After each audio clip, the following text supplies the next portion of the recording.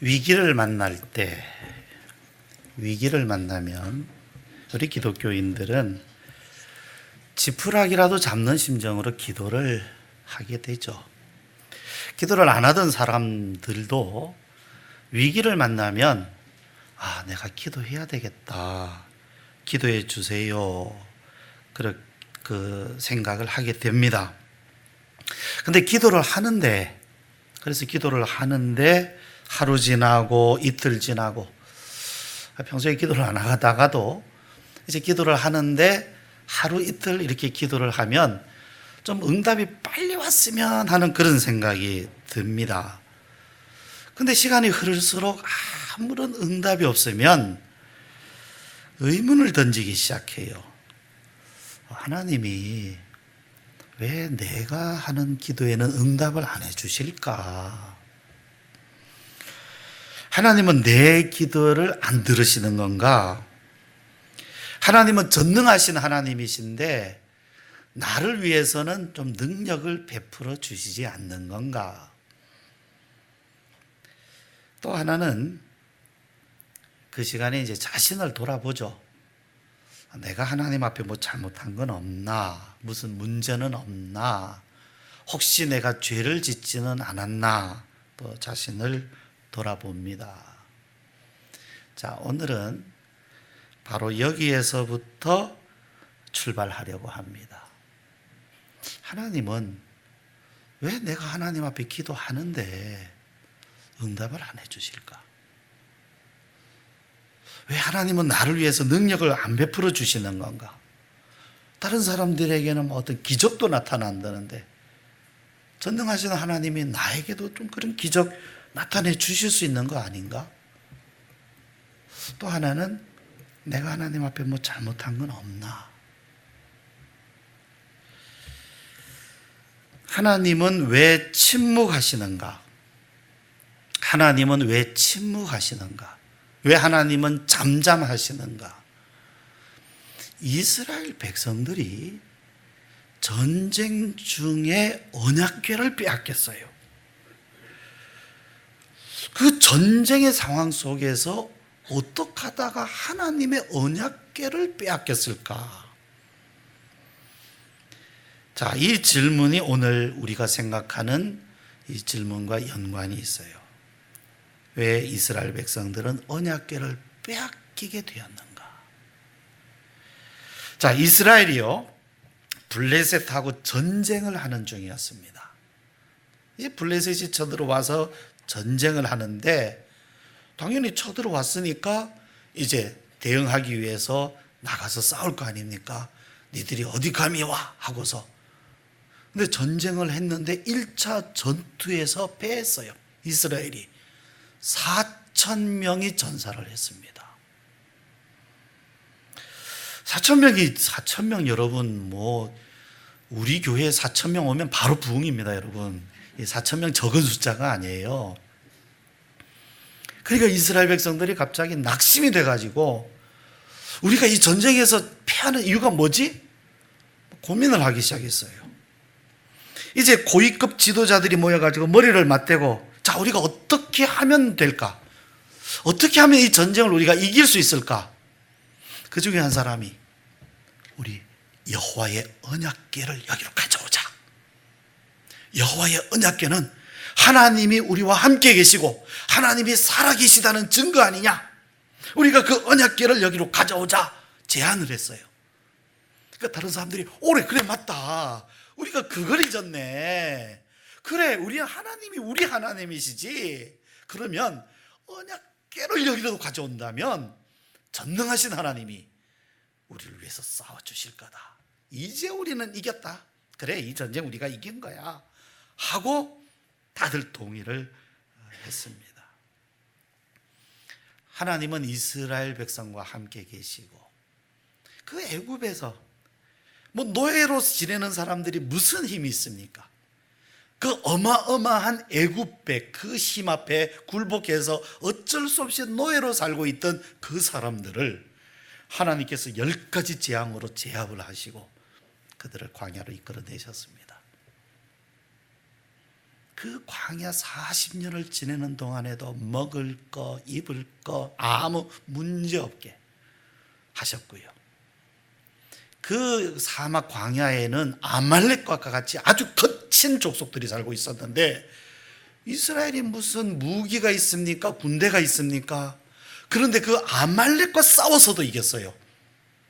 하나님이 싸우신다는 증거가 아주 분명하게 나타내 주셨는데 바로 모세가 손을 들면 이기고 내려가면 지고, 이건 분명히 하나님이 싸우신다는 증거거든요. 이겼어요. 그 가나안 땅에는 거인과 같은 거인 족속들 살고 있었어요. 이스라엘 사람들이 보기에도 뭐 그들 앞에 우리는 메뚜기 같다, 안 된다 할 만큼 아주 막 체격이 큰 그런 족속들이 살고 있었는데요, 그러한 가나안 땅에도 들어가서 그들을 진멸하고 그 땅을 차지했어요. 이건 완전히 하나님이 함께 하셨기 때문입니다. 그래서 이제 가서 그런 하나님의 임재의 상징이 되는 이 언약궤를 이제 실로에서부터 운반해 온 겁니다. 이제 운반해서 그 이스라엘 군대가 있는 진영으로 막 들어오니까 막 소리를 지르며 환호성, 와, 이제 이겼다, 하나님이 우리를 이기게 하실 거다, 우리는 이제 승리했다, 그 확신에 가득 찼어요. 막 소리를 질렀어요. 그 소리치는 소리가 블레셋까지 들린 거예요. 블레셋 군인들이 들으니까 저 소리가 뭔 소리야? 좀, 야, 정탐꾼 어떻게 된 거야? 지금 이스라엘 백성들이 언약궤를 옮겨왔는데 그 언약궤가 이제 막 도착했기 때문에 저 사람들이 너무 좋아서 이제 전쟁에 이겼다라는 확신을 가지고 저들이 소리 지르는 거다. 블레셋 군인들이 풀이 죽어버렸어요. 야, 너 소식 못 들었냐? 너 소문 모르냐? 하나님이 어떤 하나님인 줄 알아? 저 이스라엘이 섬기는 하나님이 어떤 하나님이신 줄 알아? 어마어마한 분이야. 감당 못해. 우리는 졌어. 이제 끝났어. 우리는. 너 소문 못 들었어? 그 이집트 애굽에서 이끌어내시고 가나안 땅 다 정복하게 하신 분이 하나님이셔. 저 사람들이 못 이겨. 그러나 하나님이 계셨기 때문에 다 이겼어. 우리는 이제 그들과 싸워서 이길 수가 없어. 하나님과 맞서 우리는 싸워서 우리는 안 돼. 아주 풀이 죽어버렸어요. 한쪽에서는 야, 그래도 우리 싸워야지. 그렇게 있으면 우리 뭐 그냥 처음부터 싸우지도 못하고 지는 거 아니냐. 우리 여기 뭐 하러 왔냐. 그래도 우리 힘을 내자. 자, 다들 일어나. 용기를 가져. 한번 싸워봐. 그래도 한번 싸워보면 될 거 아니야. 그래서 이 블레셋 군인들이 다시 이제 가까스로 이제 마음을 추스리고 사기를 진작해서 이스라엘과 이제 또 전투를 벌이게 된 겁니다. 누가 이겼을까요? 누가 이겼겠어요? 자, 이스라엘에는 하나님이 살아계시고 하나님의 임재의 상징인 그 법궤까지, 언약궤까지 갖고 왔어요. 막 이제는 승리를 확신하고 자신에 넘쳤고, 블레셋은 막 그냥 사기가 꺾여진 상태에서 우리 이길 수 있을까 하는 이런 상태에서 전쟁이 벌어졌는데 결과는 이스라엘이 대패했어요. 대패. 3만 명이 죽었어요. 아까는 4천 명이었는데 2차 전투에는 3만 명이 가서 나둥으로 져버렸어요. 그뿐이 아니죠. 언약궤까지 다 뺏겼어요. 완전히 이거는 그냥 굴복하고 대패했습니다.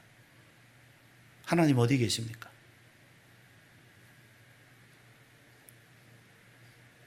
아마 그 당시 한 젊은이가 이 상황을 봤다면 하나님 어디 계십니까?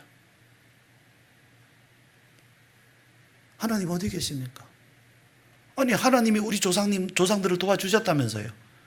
하나님은 능력이 많으시다면서요. 하나님은 살아계시다면서요. 우리 하나님 백성이라면서요. 그런데 어떻게 이런 일이 일어날 수 있습니까? 하나님이 살아계시다면. 나 하나님 안 믿겠어요.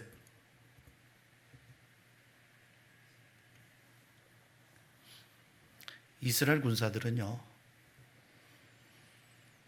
이스라엘 백성들은요, 요즘 말로 하면 완전 멘붕이 됐습니다.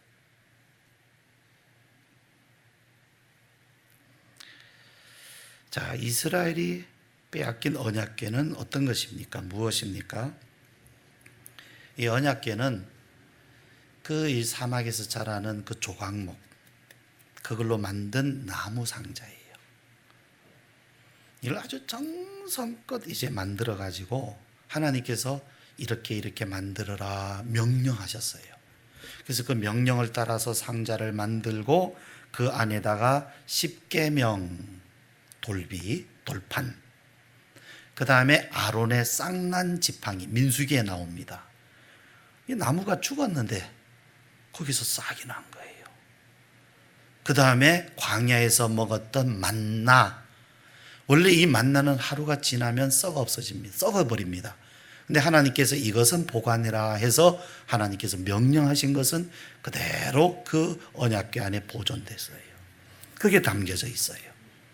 그리고 이 언약궤는 그 성막의 가장 안쪽, 가장 거룩한 곳, 그래서 지성소에 지성소, 그 지성소에 이렇게 두도록 하나님께서 명령하신 것입니다. 그러니까 이 언약궤는 하나님과 이스라엘 백성 가운데 맺은 언약의 상징이고, 어떤 언약입니까? 하나님은 이스라엘의 하나님, 이스라엘은 하나님의 백성. 내가 너희와 함께 하겠다. 내가 너희를 지키겠다. 내가 너희에게 한 모든 언약을 다 이루어 주겠다. 그리고 내가 너희에게 말씀하겠다. 하나님께서 이스라엘 백성들에게는 말씀하시겠다는 거예요. 함께 계시고 이스라엘의 하나님이 되시고 말씀하시고 그들의 예배를 받으시겠다 하시는 모든 약속, 그 상징이 바로 이 언약궤입니다. 그러니까 이 언약궤가 있다는 것은, 이스라엘 백성들에게 이 언약궤가 있다는 것은 하나님이 우리와 함께 계시다 하는 바로 그 상징이에요. 이건 하나님께서 그렇게 두라고 하신 거예요. 그런데 그 언약궤를 지금 이 전쟁하는 곳에 가져온 것은 얼마나 이스라엘이 지금 간절했는가. 이 전쟁에서 패하니까 이거 이겨야 되는데 그 이길 자신은 없고, 그러니까 이 전쟁에서 정말 하나님이 우리 꼭 도와주셔야 됩니다. 하나님 우리 안 도와주시면 안 됩니다. 우리 여기서 죽습니다. 하나님 도와주세요 하는 너무너무 간절한 마음, 그래서 언약궤를 가져온 거예요.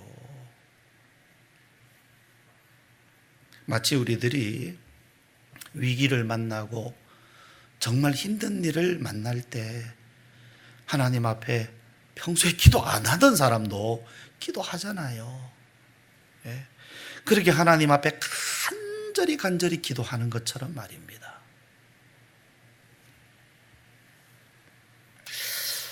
그런데 이 언약궤는 능력이 없는 걸까요? 이 언약궤를 여기다 가져오면 아무 소용없는 건가요? 그냥 언약궤는 뭐 성막에 있어야만 되고 여기로 가져오면 이거 아무 소용이 없는 걸까요?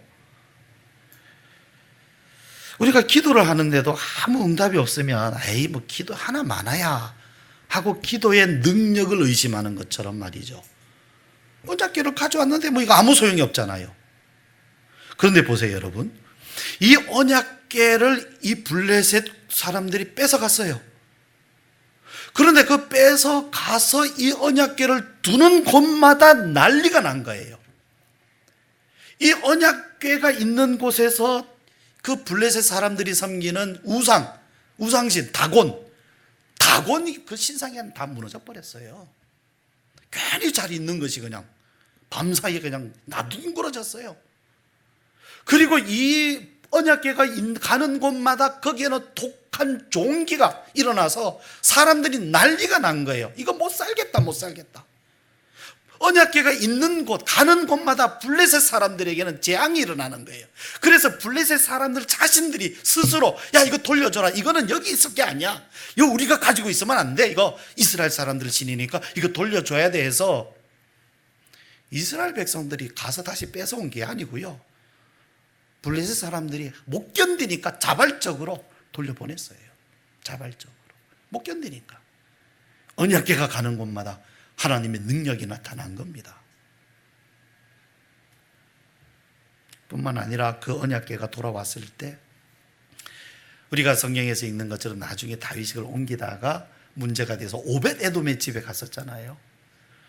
근데 그 3개월 동안 오벳에돔은 어마어마한 은총, 축복을 받았어요. 복을 하나님께서 막 그냥 부어주셨어요. 그러니까 이 언약궤는 굉장한 하나님께서 이 언약궤를 통하여 능력을 나타내시는 겁니다. 그런데 어찌하여 여기 이 전쟁, 가장 이 언약궤의 능력이 가장 필요한 이 순간에 왜 하나님은 잠잠하셨느냐는 거죠. 어찌 보면 우리의 기도가 가장 간절하고 응답이 가장 필요한 그 시간에 하나님은 잠잠하셨느냐라는 거죠. 그 당시 활동하던 제사장은 홈니와 비느하스라고 하는 늙은 엘리 제사장의 두 아들입니다. 그러니까 이제 엘리가 제사장이고 이제 나이가 많으니까 아들들에게 이제 그것을 물려준 거죠. 원래 그렇게 돼 있어요, 구약에는. 그런데 이 홈니와 비느하스는 제사장이지만 아주 불량한 사람들이었어요. 불량품이에요. 그래서 백성들이 하나님 앞에 제사를 드리기 위하여 제물을 가지고 오면 그걸 착취했어요, 자기들이. 그들의 마음에는 하나님을 경외하는 마음 전혀 없었어요. 그것 때문에 그 아버지 엘리가 걱정이 돼서 아들들을 데려다 놓고 꾸짖었어요. 그래도 안 들었어요. 정말 그 두 사람의 마음에는 하나님을 두려워하는 마음이 전혀 없었어요. 그 제사장이 그러니 백성들이 그 영향을 받겠습니까? 안 받겠습니까?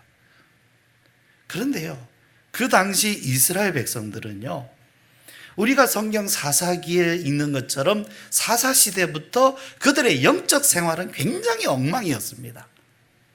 이제 그런 상황에서 지금 이 사무엘상 성경이 그 시대로 넘어왔는데, 역시 마찬가지로 백성들이 안 그래도 영적 생활이 엉망인데 그게 제사장들도 아주 엉망인 그런 사람들이에요. 그러니 그 시대가 말이죠, 그 나라 그 백성이 한마디로 전부가 다 엉망인 그런 상태였던 거죠. 그들을 향하여서 하나님이 이렇게 말씀하셨습니다. 자, 오늘 우리가 읽은 말씀 앞쪽으로 좀 가셔서 2장 30절 말씀을 보시면 오늘 이 참 중요한 말씀이에요. 그래서 여러분 주보에도 제가 이 말씀을 오늘 요절로 넣었어요. 2장 30절. 자, 우리 소리내서 같이 한번 읽어봅시다. 시작. 나 여호와가 말하노라. 내가 전에 내 집과 내 조상의 집이 내 앞에 영원히 행하리라 하였으나 이제 나 여호와가 말하노니 결단코 그렇게 하지 아니하리라. 나를 존중히 여기는 자를 내가 존중히 여기고 나를 멸시하는 자를 내가 경멸하리라.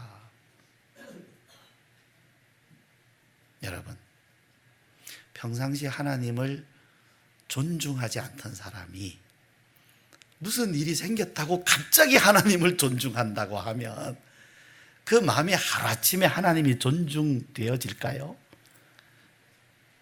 예? 평상시 하나님을 안 찾던 사람이 어느 날 갑자기 문제가 생겨서 하나님 하고 찾으면 뭐 그냥 내가 원하는 대로 하나님 나 여기 있다 하고 찾아질까요? 그렇게 될 것 같습니까, 여러분?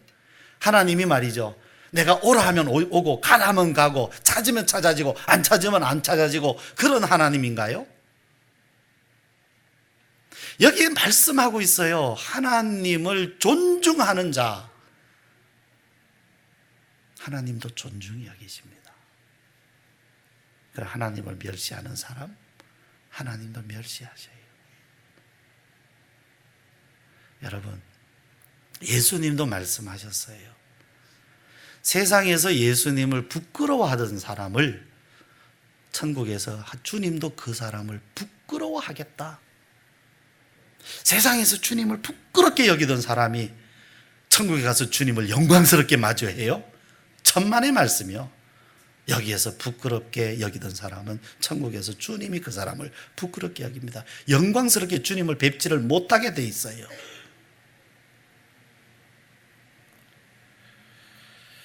하나님은요, 동전을 집어넣으면 커피가 나오고 음료수가 나오는 자판기가 아닙니다. 그냥 그 자판기에다가 기도라고 하는 동전을 딱 집어넣고 응답이라고 하는 버튼을 딱 누르면 딱 하고 나오는 그런 하나님이 아니에요. 기도 응답은 그렇게 받을 수 없습니다. 내가 기도했는데 왜 안, 그 자판기에서나 그러세요. 동전 넣었으니까 나오는 건 자판기예요. 하나님은 아니에요. 내가 기도했는데 왜 응답 안 하십니까? 안 해요, 여러분. 하나님은 자판기가 아니에요. 그런 불평은 자판기에나 하십시오. 왜 커피 안 나오느냐고, 동전 넣는데. 그러나 하나님은요, 여기 말씀하세요. 나를 존중히 여기는 자를 존중히 여기고, 기도라고 하는 수단을 집어넣는 게 아니라 하나님을 경외하는 마음을 거기다 넣어야 돼요. 하나님을 존중하는 삶을 거기다 넣어야 되는 거예요. 그렇지 않고 평상시 하나님을 멸시하고 무시해 놓고는 거기에서 나를 존중해 주시기를 원하는가요?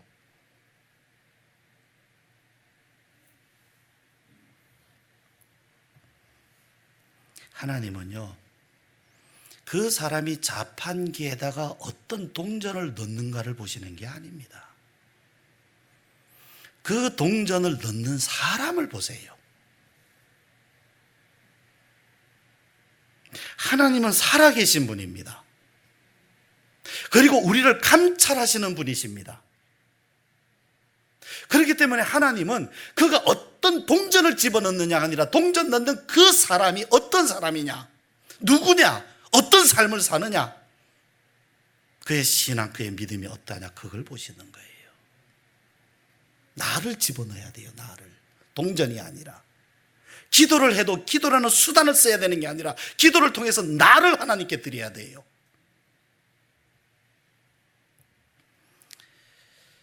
이스라엘 백성들이요, 전쟁터로 이 언약궤를 운반해 왔을 때 그들은 이 언약궤를 통해서 하나님이 어떤 능력을 발휘해 주시기를, 이 전쟁에서 어떤 능력을 발휘해 주시기를 그들은 기대했어요. 그것도 하나님을 믿는 건 믿는 거죠, 그죠? 그렇잖아요. 언약궤를 가져온 것도, 기도하는 것도 다 하나님을 믿기 때문에 하는 것 아닙니까? 하나님, 내가 하나님 믿습니다. 응답해 주실 줄 내가 믿습니다. 이 전쟁에서 이기게 하실 줄 믿습니다. 그러나 하나님은요, 그들이 운반해 온 언약궤를 보시는 게 아니라 그 언약궤를 운반해 오고 있는 이 사람들이 누구냐를 보시는 거예요. 누구냐? 너희는 누구냐는 거죠. 너는 누구냐? 그들이 하나님을 어떻게 섬기는지, 그들이 하나님을 어떻게 경외하는지, 하나님을 어떻게 존중히 여기는지, 그것을 하나님은 보시는 것입니다. 만약에 그들이 하나님을 경외하는 사람들이었다면 하나님께서 그 전쟁 이기게 하시지 않았겠습니까? 얼마든지요.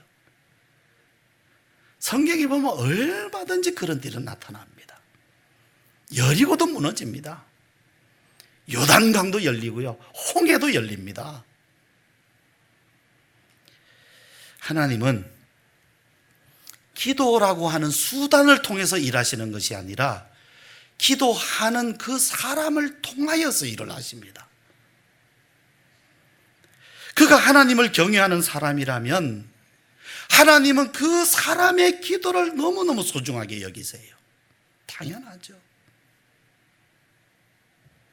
마치 부모가 그 자녀를 기뻐하는 것처럼 하나님은 그 사랑하는 자녀들, 하나님을 경외하는 사람이 하나님 앞에 와서 간절히 구하며 기도하는 것, 하나님은 들으십니다.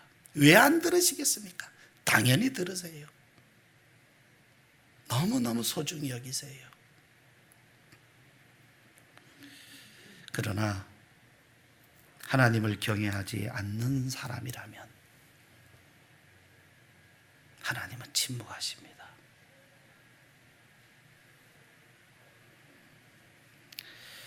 그러면 우리는 어떻게 해야 하나님을 경외하고 존중하는 마음을 가질 수 있을까요? 분명히 잘못됐다면 돌이켜야 됩니다. 우리가 기도를 하고 안 하고보다 먼저 우리가 따져야 될 것은, 우리가 살펴봐야 될 것은 내가 하나님을 존중하는 사람인가, 내 삶은 하나님을 경외하는 삶인가 하는 것을 돌아보아야 됩니다. 그러나 여러분 어떻습니까? 우리는 하나님을 경외하고자 하는 마음을 가지고 있어요. 우리는 하나님을 존중하고자 하는 그런 마음을 가지고 있고, 우리는 많이 결단합니다. 하나님, 내가 하나님 사랑합니다. 하나님 경외하는 삶을 살고 싶습니다. 우리가 그런 기도나 그런 마음 거짓된 것이 아니에요. 그런데 안 돼요. 잘 안 돼요. 돌아서면 또 예전으로 돌아가고, 잠깐 또 어떻게 딴 생각하면 또 과거로 돌아가고. 왜 그럴까? 왜 그럴까? 내가 하나님을 경외하고 싶은 마음이 거짓된 마음도 아니고 솔직한 원함인데 왜 이게 안 될까? 잘 안 될까? 성경에는 그 원인을 분명하게 말씀해 주고 있는데요, 모든 사람이 죄인이기 때문이다 말씀해요. 이 말씀을 무시하지 마십시오. 성경이 우리를 죄인이라고 말씀하고 있는데, 우리는 마치 죄인이 아닌 것처럼, 내가 결단만 하면 하나님을 경외할 수 있는 것처럼, 내가 결심만 하면 하나님을 존중할 수 있을 것처럼 그렇게 생각하지 마십시오. 실패하는 사람들이 거짓말로 고백한 게 아니에요. 솔직하게 고백들 한 거예요. 기도도 하고. 그런데 그게 생각처럼 안 돼요. 그 C.S. 루이스라는 사람, 유명한 사람이잖아요. 기독교 변증가고 또 기독교 문학 나니아 연대기 영화로도 나왔는데, 근데 이 C.S. 루이스가 한 참 중요한 말 중에 하나는, 선한 일을 행해 본 사람이어야 그 일이 얼마나 어려운 줄 안다. 하지도 않으면서 해야 된다 합시다. 어려운 줄을 몰라요. 안 해본 사람은. 하지도 않으면서. 그러나 내가 하나님의 말씀대로 한번 살아보려고, 정말로 선하게 살아보려고 그걸 해보면요, 이것이 우리에게 얼마나 어려운 일인지 거기서 아는 거예요. 그때 우리는 하나님 앞에 정말 하나님 나는 죄인입니다 라는 고백이 나오게 되는 거예요. 그렇다면 성경이 우리에게 죄인이라고 분명히 말씀했다면 우리에게 있는 이 죄의 문제가 해결이 돼야 되잖아요. 그래서 우리에게는 가장 우선해서 십자가의 용서와 속죄의 은총을 입어야 할 이유가 바로 여기 있는 겁니다. 우리는 십자가의 용서와 속죄의 은총을 비켜가거나 넘어가서는, 적당히 피해가서는 이 문제가 해결이 안 됩니다. 그냥 내가 교회 다니니까 나는 구원받아서 다 용서받은 거야 하는 이런 식으로는 하나님을 경외하는 마음과 존중하는 이러한 삶을 우리는 얻지를 못해요. 반드시 십자가를 통과해야 됩니다. 그 속죄의 은총을 입어야만 됩니다. 그 은혜가 우리를, 나의 삶을 주장하는 그런 은혜를 우리가 받지 아니하면, 그 십자가 앞에서 우리의 죄가 처리되는 이러한 은혜를 입지 않으면, 아무리 기도가 중요하다, 소중하다, 능력 있다, 하나님이 위대하다, 함께 하시다 아무리 해도 그것은 다 그냥 귀에 스쳐가는 말만 될 뿐이지, 여전히 하나님은 침묵하시는 하나님 뿐일 뿐이지 우리는 하나님을 경험하지를 못해요. 이 십자가가 얼마나 중요하면 하나님은 아들을 보내셔서 이 일을 이루실까요? 성경을 보십시오. 십자가보다 더 중요한 건 없습니다. 그런데 우리는 십자가는 그냥 넘어가 버리고 내가 하나님 앞에 얻어야 할 기도의 응답과 기도는 너무너무 우리는 소중하게 생각하는 경향이 있어요. 그나마 그런 기도도 안 하는 사람들이 있습니다만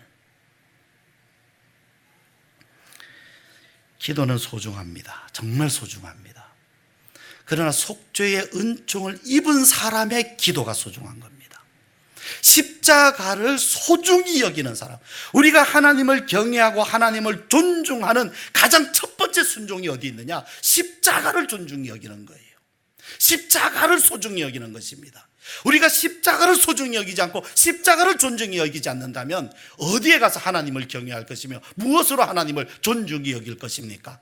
다른 길은 없습니다. 그런데 여러분, 십자가는 죄인을 위해서 존재합니다. 우리가 십자가를 찾아가는 것이 아니라 먼저 십자가가 우리를 찾아옵니다. 예수님이 우리를 찾아오신 것입니다. 그러므로 우리는 언제든지 우리의 마음만 열면 십자가의 은혜를 입을 수 있어요. 하늘에 가서 별을 따오라는 것도 아니고 저 지구 끝에 가서 무엇을 구해다 갖다 바치라는 것도 아닙니다. 여기에 나를 찾아오신 주님을 그저 마음을 열고 이 십자가 은혜를 받아들이고 믿고 영접하라는 것입니다. 하나님을 경외하지 못하던 죄인이 하나님을 존중히 여기고 싶으나 존중히 여기지 못하던 죄인이 하나님을 만나게 되고 새로운 마음을 얻게 되고 그 죄의 문제가 해결되는 자리가 바로 십자가입니다. 이사야 1장 18절을 말씀 제가 읽어드립니다. 여호와께서 말씀하시되 오라 우리가 서로 변론하자. 너희의 죄가 주홍 같을지라도 눈과 같이 희어질 것이요 진홍같이 붉을지라도 양털같이 희게 되리라. 그런데 여러분, 이스라엘 백성들이 이런 혼란스러운 이런 와중에도 하나님 앞에 기도를 드리고 그 기도의 응답을 받고 그래서 너무나 간절히 바라던 아들을 낳은 사람이 있어요. 바로 그때 그 당시에 말이죠. 그 사람이 바로 사무엘의 어머니인 한나입니다. 하나님은요, 한나의 기도를 들으셨어요. 그리고 응답을 해주셨어요. 그리고 그 시대와 오늘 우리에게까지 너무너무 소중한 이 사무엘이라고 하는 선지자가 태어나게 됩니다. 그러면 이 한나는 하나님을 틀림없이 경외하는 사람이었어요. 그럼 어떻게 이 한나는 하나님을 경외하는 사람이 되었을까? 다음 주일에 이어서 말씀드리겠습니다. 우리 기도드리도록 합시다.